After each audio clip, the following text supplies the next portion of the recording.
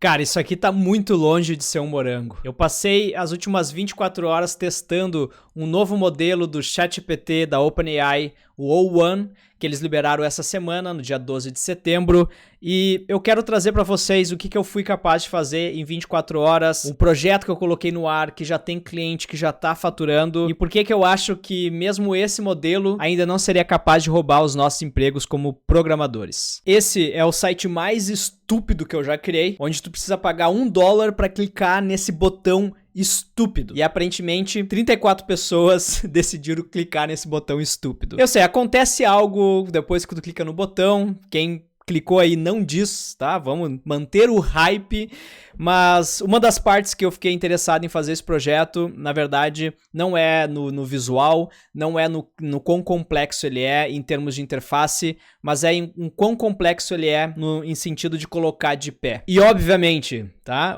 O dinheiro que eu faturei nas 24 horas, na verdade, não tem nada a ver com o projeto. Tem simplesmente pelo fato de que a gente grava vídeo aqui pro YouTube. Muitos de vocês assistem, mais de 60 mil pessoas assistiram meu vídeo sobre o modelo O1. E claro, dessas 60 mil, algumas iam ficar curiosas o suficiente para clicar no botão pagando $1 para saber o que acontece. Então não tem muito a ver com o projeto, com o mérito do olha só, sim, a inteligência artificial vai criar business com milhões de faturamento. Não, obviamente não. Mas eu quero mostrar para vocês, então, o que vocês poderiam estar fazendo com essas inteligências artificiais. E também a limitação dela, porque como vocês podem ver, isso aqui não tem nada a ver com o morango e foi o que fez eu ter que mudar para um donut. Por que é tão simples criar um donut girando em 3D usando o ASCII e é tão difícil criar um morango? Então vamos lá, deixa eu te mostrar todo o histórico de conversa que eu tive com o O1 do ChatGPT para criar esse site aqui funcional. Então esse site está funcionando 100%, está hospedado na minha VPS. Eu vou mostrar tudo para vocês de como que eu criei, do porquê que tu só precisa de uma VPS hoje em dia para fazer tudo que tu precisa. O prompt, eu posso te dizer que é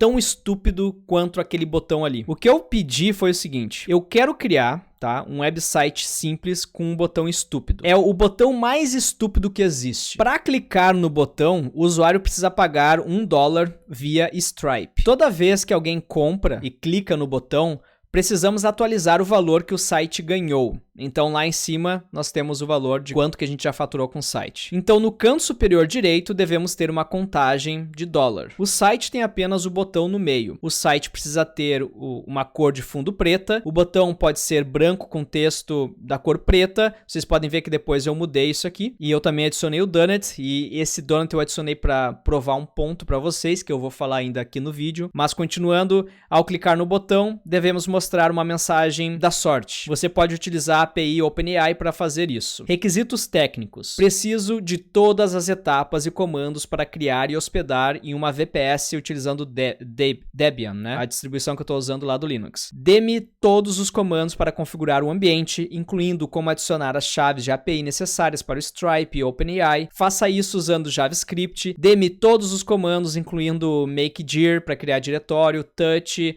e todo o código-fonte que eu preciso colar em cada arquivo. Me dá isso para eu executar no projeto na minha VPS. Então, como que eu coloquei isso em prática? Eu queria que ele me desse todos os comandos e eu só fosse copiando e colando, não precisasse utilizar nenhum editor de texto. Por quê? Porque se eu apenas precisar conectar na minha VPS por SSH e executar os comandos que ele está me passando, se eu for capaz de fazer isso, um agente autônomo, numa IA, poderia também fazer isso e colocar o site de pé por conta própria. Então eu não queria uma interação desenvolvedor, Visual Code, uma IDE, um Nelvin, eu não queria nenhum humano na interação. Então foi por isso que eu pedi para ele me dar todos os comandos, incluindo os comandos de criar uma pasta, de criar um arquivo e por aí vai. E foi aqui que eu fiquei bem surpreso, porque embora esse projeto aqui seja muito simples e tu pode achar que é tão idiota quanto o botão estúpido, o botão mais estúpido que tu já viu na internet, na verdade, o System Design não é tão simples. Então, deixa eu te mostrar aqui mais ou menos como que ficou a arquitetura do nosso sistema. Nós temos um usuário, esse usuário acessa o aplicativo pela web. Depois eu passei instruções e eu vou mostrar para vocês os prompts dizendo que eu estava usando Cloudflare. Então lá no Cloudflare é onde eu tenho o meu domínio. Do Cloudflare ele faz a gerência do tráfego e ameaças, né, DDoS e tudo mais, que vai para a camada de firewall, que vai então fazer uma filtragem adicional, que vai para minha VPS, que faz o trajeto do tráfego para minha aplicação web, que processa o pagamento com Stripe, que manda uma notificação de eventos via webhook, que volta para a aplicação web, então processa as informações da notificação que está vindo do webhook da Stripe, solicita então a geração de uma mensagem que a gente pede para a OpenAI, que retorna essa mensagem para a aplicação, que mostra isso para o usuário. E quando eu lancei o site, a gente tinha um bug, que é o usuário mesmo não tendo ainda pago algo, ele poderia diretamente entrar na página de sucesso e ver e usar a chamada da API da OpenAI. Então, se alguém quisesse criar um bot e basicamente me falir, poderia ter feito isso nas primeiras horas que eu coloquei o sistema no ar. O O1 não foi capaz de detectar isso e depois eu pedi para ele corrigir, monitorando a sessão de compra do Stripe e registrando isso para que apenas tu tendo uma sessão válida no Stripe de pagamento, tu conseguisse clicar de fato no botão e também que tu não pudesse clicar no botão múltiplas vezes com o mesmo ID de sessão, tá? Então só dando um pouco mais de contexto, porque eu obviamente não vou ler todas as interações aqui que eu tive com o O1 para vocês. Então ele fala aqui, claro, abaixo estão todos os passos, comandos e trechos de código que você precisa criar e hospedar no seu site, para o seu site Stupid Button. Então ele botou aqui a atualização da VPS Debian, então Debian sudo apt update, aí instalando o Node, aí criar o diretório do projeto, aí inicializando o projeto com npm, instalando os pacotes necessários, ele instalou o Express, o Stripe, OpenAI, .env e Body Parser. Aí ele também instalou o PM2, que é para gerenciar a nossa aplicação web. Então deixa eu conectar lá no meu SSH, eu estou usando a Hostinger aqui. Então estou conectado aqui na Hostinger. LS, eu tenho que dar um CD pro Stupid Button, só para vocês verem que eu estou usando o Git para fazer deploy. Vocês podem ver que a gente tem alguns arquivos sendo modificados. Um dos arquivos, tá? O total, por exemplo, é o arquivo que a gente tem a contagem de dólares, então ele decidiu guardar isso no arquivo, a gente não está nem utilizando uma base de dados. Depois ele está guardando isso num JSON de basicamente todas as compras que foram feitas.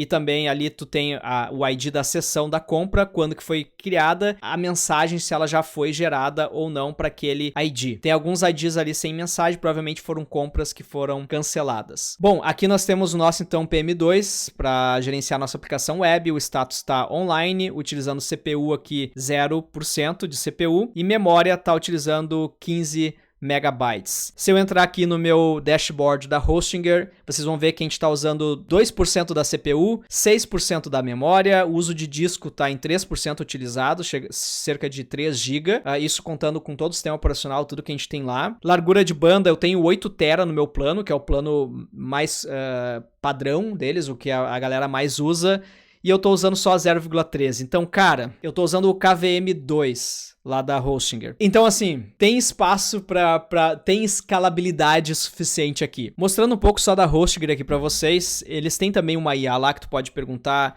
qual é o sistema operacional rodando na minha VPS, e ele tem todo o contexto da tua VPS, então aqui ele já sabe que é o Debian 12, e eu poderia pedir para ele instalar todos os pacotes para mim, ou perguntar como eu instalo, na verdade, ele não vai executar nada para mim, mas no caso do GPT, eu precisei passar todo esse contexto para ele, por isso que todos os comandos que eu rodei funcionaram, tá bom? Teve apenas um comando que não funcionou, que foi o comando do firewall. Então ele segue aqui, criando o arquivo de environment para colocar as chaves de API, para colocar o meu domínio também, a porta que está sendo utilizada.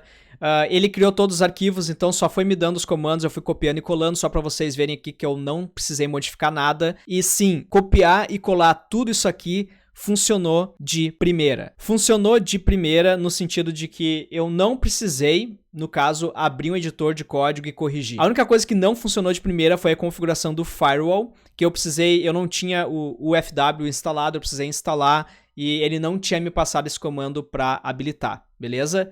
Mas no restante tudo funcionou 100%, o site foi para produção e o cliente já poderia pagar algo. Isso durou cerca de meia hora até que eu conseguisse colocar 100% no ar. E agora uma mensagem para quem é programador e está assistindo isso aqui. Cara, tem uma coisa que eu acho que o O1 foi um divisor pra mim, tá? Pra quem não sabe, eu sou desenvolvedor mobile, eu trabalho no Disney Plus, então eu trabalho com desenvolvimento Android, nativo, e eu trabalhei com back-end, cara, em 2007. De 2007 a 2011 eu programei em PHP, então eu sou do PHPzão com jQuery, CSS e HTML, aquela época bombando. Eu sei configurar servidores, mas isso já fazem mais de 10 anos. Então, muita coisa aqui eu não sabia fazer. Por exemplo, configurar o firewall configurar o Nginx através do firewall, configurar o Cloudflare, qual restrição eu coloco no Cloudflare. Eu instalo um certificado TLS para HTTPS na minha VPS e eu também uso no Cloudflare que tipo de regra eu preciso criar, uma flexível, uma full strict. O que eu coloco na configuração do meu Nginx para lidar com os proxy? Como é que eu faço o proxy, entendeu? Eu quero deixar a porta 4242 apenas disponível para Cloudflare utilizar. Como que eu faço tudo isso? E cara, ele me ensinou a fazer tudo isso. Então, mais ou menos o recado que eu quero dar é que eu acho que a partir desse modelo do O1, na verdade, se tu quer botar um projeto teu de pé e tu é um dev front-end, um dev mobile e tu não sabe de back-end, a tua alternativa é sempre pagar pra usar, sei lá,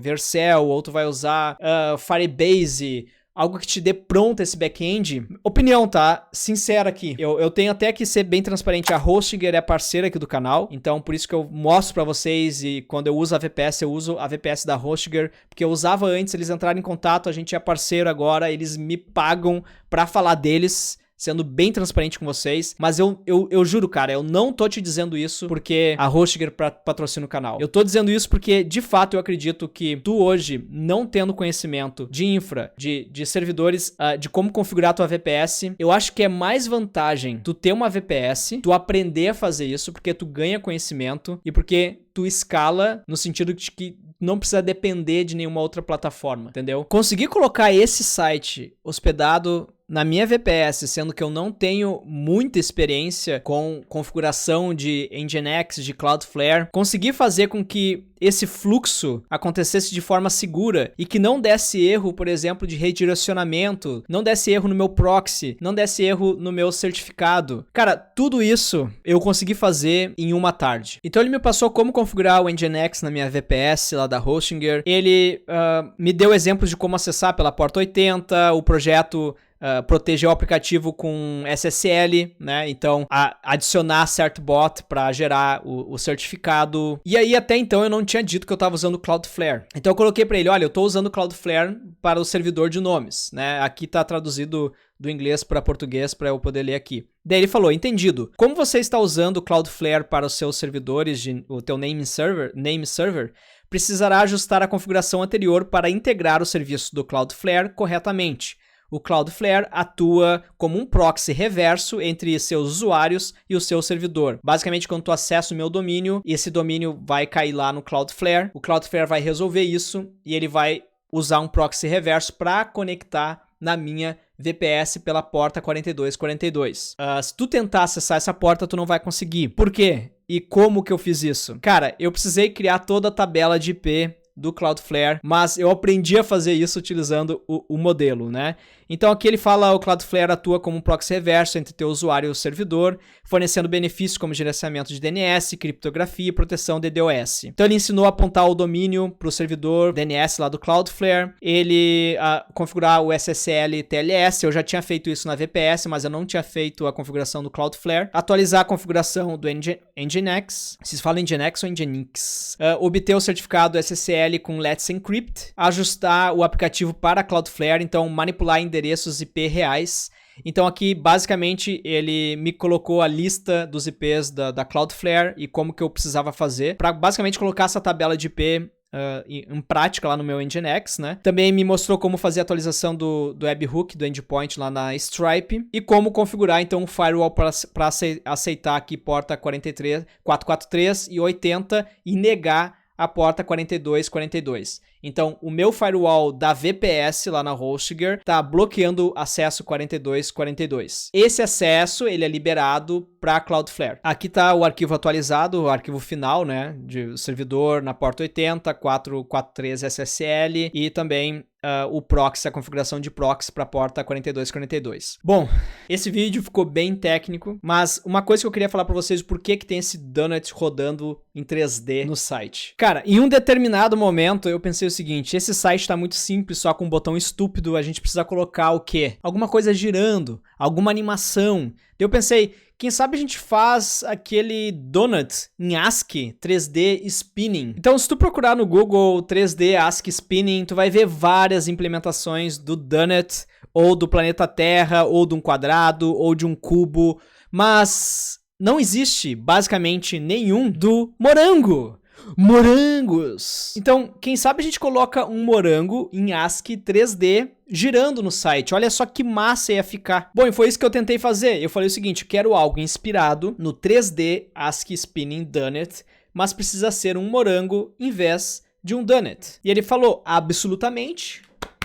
Eu faço isso aí, cara. Em 20 segundinhos eu faço pra ti. Eu comecei a ficar animado, né? Absolutamente, criar um morango ASCII giratório 3D inspirado no clássico 3D ASCII Spinning Donut é uma maneira empolgante de melhorar o aspecto visual do seu site. Esse recurso não só adicionará uma estética única, mas também fornecerá feedback interativo colorindo os pixels com base nas compras. Então, qual que era o meu objetivo? Meu objetivo é cada vez que alguém comprasse um pixel do morango fosse ficar mais colorido. Eu tentei fazer o mesmo pro donut e tu pode ver que o donut até agora tá todo branco, mesmo tendo $34 aqui de compra. Ou seja, ele não conseguiu nem colorir o donut, já fica o spoiler. E assim, olhando o raciocínio, até que faz sentido, faz muito sentido, tá ligado? Compreendendo o básico, implementando o 3D Spinning ASCII, integrando a coloração do pixel, estilo e melhorias, integração final em seu site. Então, compreendendo o básico, o que é o 3D Spinning Donut? Então ele começou por entender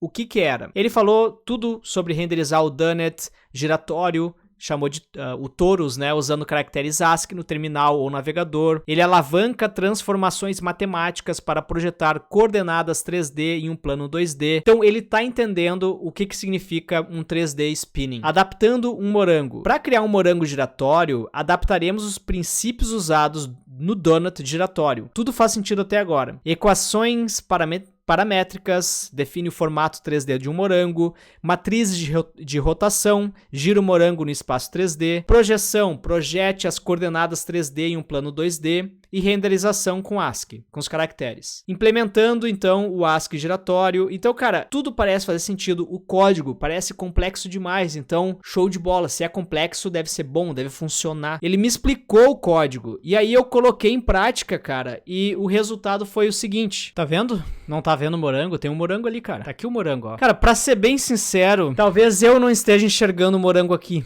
Pra ser bem sincero, talvez o morango esteja aqui. É questão de percepção. O morango tá aqui ou não tá aqui? Comenta 1 se tu acha que tá e 0 se tu acha que não tá. Então a complexidade, a diferença, cara, é que um donut, ele basicamente tem uma forma que se a gente fala toroidal, né? Ele é simples e ele é também simétrico. Já o morango a gente tá falando de algo cônico, irregular, basicamente assimétrico, entendeu? É muito difícil tu desenhar ele, tem as folhas, tem as sementes, tem muitos detalhes que um donut não tem. E claro, a gente poderia falar isso, sim, é a forma que é o problema, mas algo me leva a crer que na verdade o problema é que não existe nenhuma implementação de morango 3D ASCII girando na internet. Pra ir finalizando aqui, cara, o O1, ele é cerca de 100 vezes mais caro que o GPT-4o. Então se for ver quanto que custa um token para usar pela API, ele custa $15 por 1000 inputs, e já no GPT-4o Mini custa 15 centavos. O que me leva a crer, de novo, algo que eu já tuitei pra vocês alguns dias atrás, é que esse raciocínio dele nada mais é do que mandar de novo o input e o output que tu fez novamente em loop eterno. Então, provavelmente, naquele raciocínio que ele tá fazendo aqui,